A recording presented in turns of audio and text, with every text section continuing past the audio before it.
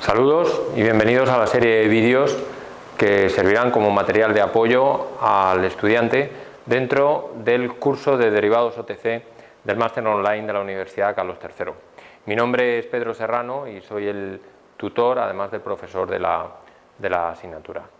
Bien, en esta primera semana lo que se abordará es una visión general sobre qué son los mercados OTC, cuál es la definición de mercado OTC y sus principales características. Es básicamente un tema cualitativo en el que se aprenden los diferentes aspectos del mercado OTC.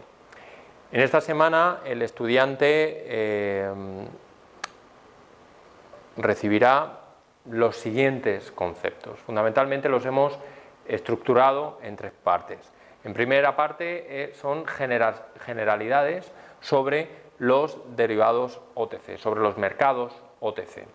En segundo lugar, abordaremos directamente la definición académica de qué es un mercado OTC. Básicamente, un mercado OTC atiende por un mercado no regulado o aquel donde el nivel de estandarización es inferior.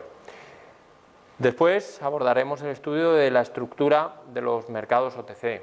Hablaremos de sus características, la existencia de una cámara de compensación, cómo son los contratos que se intercambian en este tipo de mercados, cómo es el tipo de inversor que actúa en este tipo de mercados.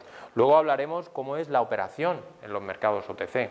Normalmente, y a diferencia de los mercados organizados, los mercados OTC se operan vía telefónica, hablando directamente con la contraparte, y no existe una plataforma centralizada donde se realizan las operaciones como un mercado organizado, véase una bolsa, un mercado de acciones o un mercado de derivados organizado. Bien. Finalmente abordaremos la cuestión de por qué son útiles los derivados OTC, por qué los mercados OTC representan una fracción tan importante de las transacciones financieras, de hecho bastante más importante en términos porcentuales que por ejemplo la de los mercados organizados.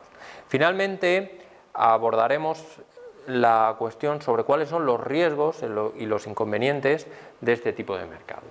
Como veremos, los principales riesgos de los mercados OTC son claramente la liquidez, es decir, estamos en un mercado donde la regulación es baja, donde el tipo de contrato es muy adecuado, es decir, muy particular, está poco estandarizado, está dedicado muy a las condiciones particulares de un tipo de cliente y no otro. Por tanto, la liquidez de este tipo de contratos ad hoc, es decir, prácticamente individuales para el cliente, es muy pequeña. Existe un riesgo legal porque se elabora derivado de la característica del contrato. En definitiva, y bueno, por supuesto el riesgo de contraparte, que es que al ser una negociación bilateral con la contraparte, pues siempre existe el riesgo de que incumpla uno de los términos del contrato. En definitiva, lo que se plantea en esta primera semana es una visión general que ayude a entender cuál es el ecosistema, cuál es el contexto en el cual se intercambian los derivados OTC y cuáles son, por supuesto, los principales riesgos a los que todos los activos que están transaccionados en esta parte del mercado, en la parte del mercado no regulada o parte OTC, pues los riesgos a los que están expuestos. Bien, esto es una pequeña introducción a lo que veremos en la primera semana y creo que con el material que hay disponible, pues el alumno tendrá una idea más profunda sobre en qué consisten los mercados OTC y subsiguientemente pues cuáles son los derivados OTC. Muchas gracias.